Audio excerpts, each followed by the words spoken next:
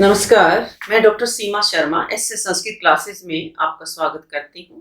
तर्क संग्रह कर रहे हैं। इससे पहले हम प्रत्यक्ष, अनुमान और उपमान कर चुके हैं। आज हम करते हैं शब्द।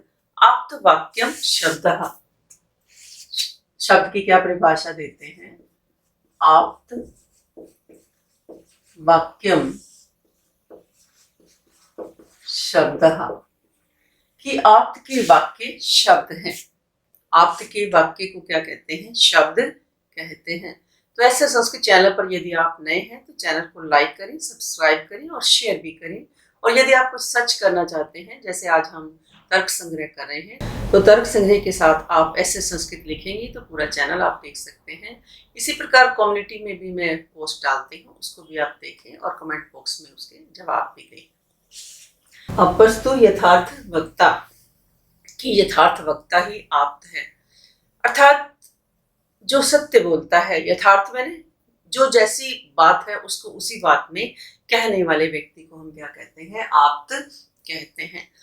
फिर उसके बाद आ जाता है कि आप्त की हमें पता चल गया कि आप्तस्तु यथार्थ वक्ता, कि यथार्थ वक्ता को आप्त कहते हैं। फिर वाक्य क्या है? वाक्य हम किसे कहते हैं? पद समूह। वाक्यम पद समूह।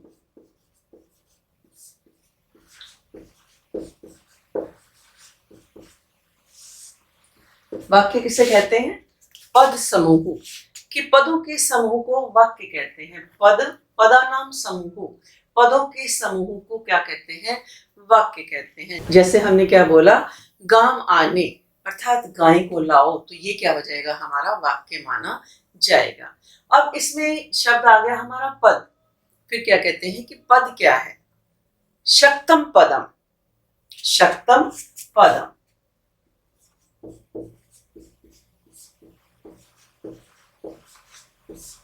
शक्तम पदम यानी शक्ति के आश्रय को क्या कहते हैं? पद कहते हैं। यानी शक्ति के जो आश्रय है उसको हम क्या कहते हैं? पद कहते हैं। शक्ति युक्त पद कहलाते हैं। यानी शक्तम पदम से हमें ये अर्थ लेना चाहिए कि इति ईश्वर संकेत शक्ति। शक्तम पदम से हमें क्या अर्थ लेना चाहिए? इति ईश्वर संकेत शक्ति। कि ईश्वर का जो संकेत है, ईश्वर संकेत ही क्या है? शक्ति है। यानी जो ईश्वर का संकेत है वो क्या है? शक्ति है। तो यहाँ पर हमने शब्द की क्या परिभाषा की? आप्त वाक्यम शब्दः, कि आप्त वाक्य शब्द हैं। अब एक और आ जाता है कि वाक्य के अर्थ ज्ञान में सहायक 3 कारण होते हैं। कौन कौन से? पहला आकांक्षा, दूसरा योग्यता और तीसरा सन्निधि।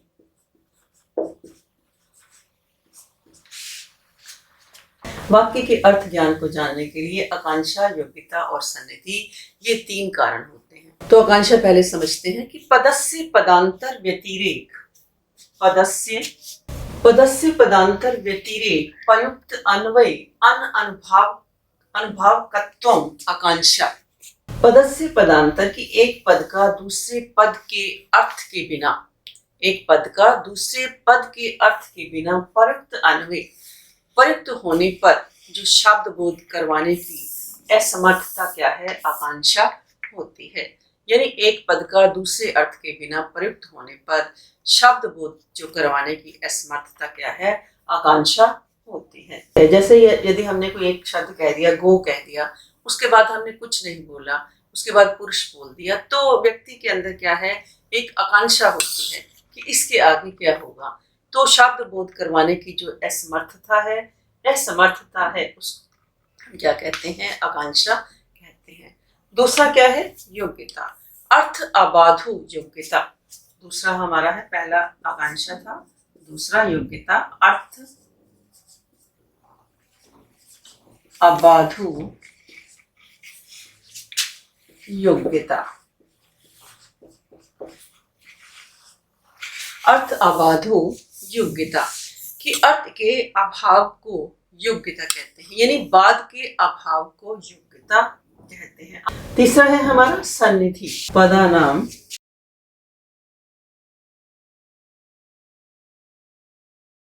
अविलंबेन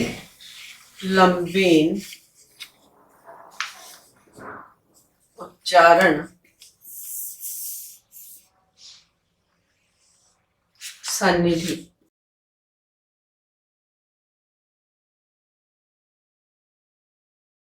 कि पदों का बिना किसी विलंब के उच्चारण क्या है? सन्निधि कहलाता है।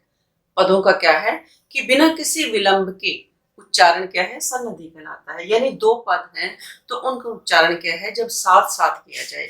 जैसे हमने अभी उसमें किया था कि वाक्यम पद समूह, कि गाम आने, कि गाय लाओ, तो ये इन पदों का क्या है? एक साथ उच्चारण यदि किया जाता है तो उसको हम क्या कहते हैं? सन्निधि कहते हैं। तो वाक्य के अर्थ के ज्ञान में तीन चीजें सहायक हैं: आकांक्षा, योग्यता और सन्निधि। तो आकांक्षा, योग्यता और सन्निधि के ज्ञान से रहित वाक्य क्या है? अप्रमाण होते हैं। तो आकांक्षा का उदाहरण देते हैं कि जैसे बोला गया कि गो, अश्व, पुरुष, हस्ती। इसके लिए आकांक्षा का उदाहरण क्या देते हैं कि जैसे बोला गया गो,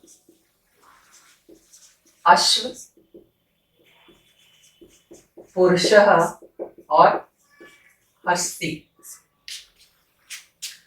तो यहाँ पर आकांक्षा के उदाहरण में हमने बोला कि गो, अश्व, पुरुष और हस्ती। तो ये पद समूह क्या है? परस्पर आकांक्षा के न रहने से प्रमाण नहीं है।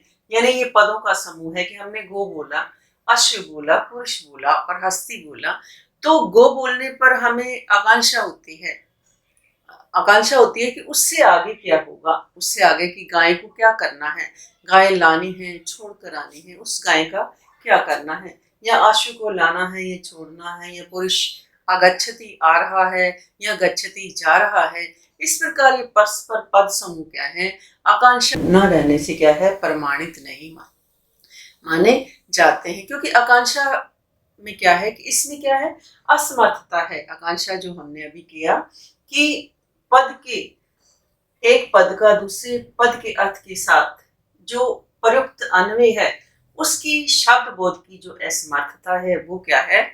आकांक्षा मानी जाती है। तो अगला हम करते हैं अर्थ अबाधो योग्यता की। अर्थ के अबाध को हम क्या कहते हैं? योग्यता। का उदाहरण क्या देते हैं? योग्यता का उदाहरण करते हैं।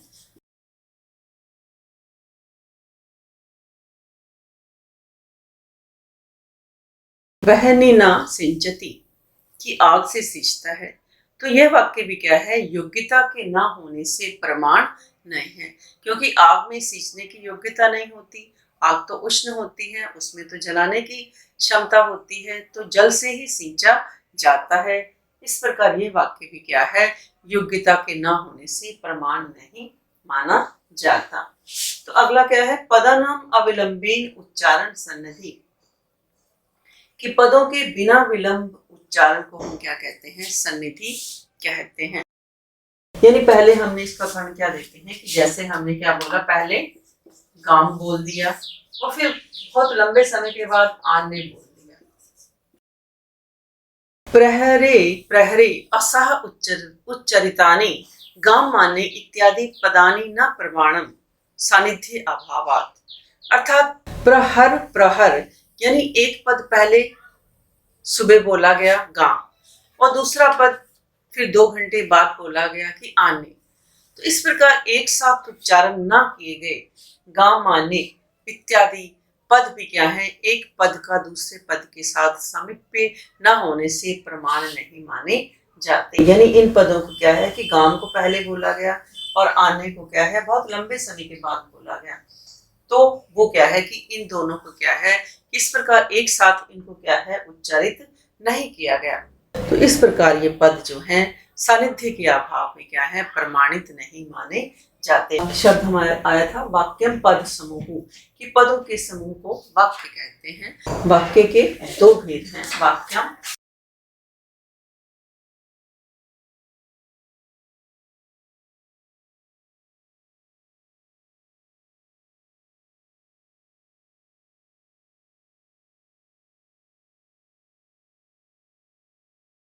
पद समूह वाक्यम, कि पदों के समूह को वाक्य कहते हैं। तो अब जानते हैं कि वाक्य क्या है।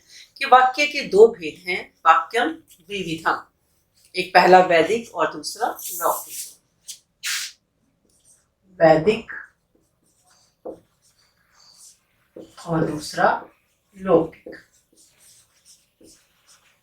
वैदिकम, तो वैदिक किसे कहते हैं? वैदिकम ईश्वरो उक्त्वा सर्वमेव प्रमाणम। तो वैदिक वाक्य ईश्वर से उक्त होने से क्या है? संपूर्ण ही प्रमाण है।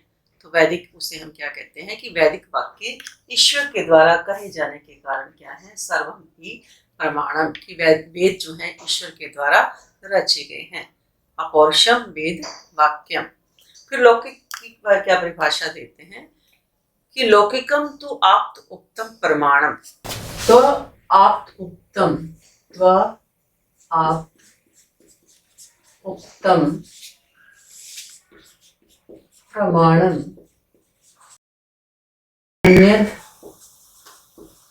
प्रमाणम। लौकिकम तो आप्त उत्तम प्रमाणम, कि लौकिक वाक्य यदि आप्त से कहा गया हो, किसी प्रमाणिक व्यक्ति के द्वारा कहा गया हो, तब तो वो क्या है? प्रमाण है। परंतु यदि किसी अन्य के द्वारा कथित कहा गया हो तो वो प्रमाण नहीं माना जाता। तो वाक्य के दो भेद हैं, वैदिक और लौकिकम। अब क्या कहते हैं कि शब्द के ज्ञान का स्वरूप क्या है?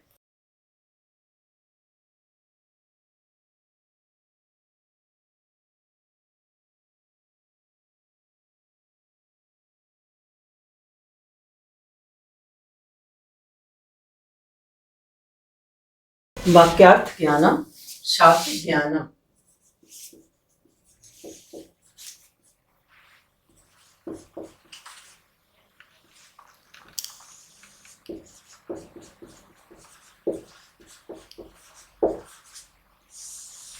कि वाक्य के अर्थ का ज्ञान क्या है? शब्द ज्ञान है।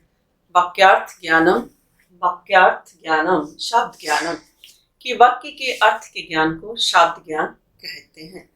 तत्कर्णम तो शब्दः, तत्कर्णम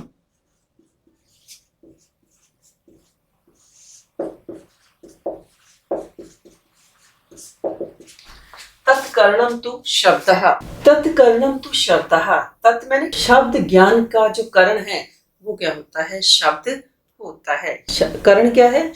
असाधारण कारणम करणम। असाधारण कारण को क्या कहते हैं? कर्ण कहते हैं।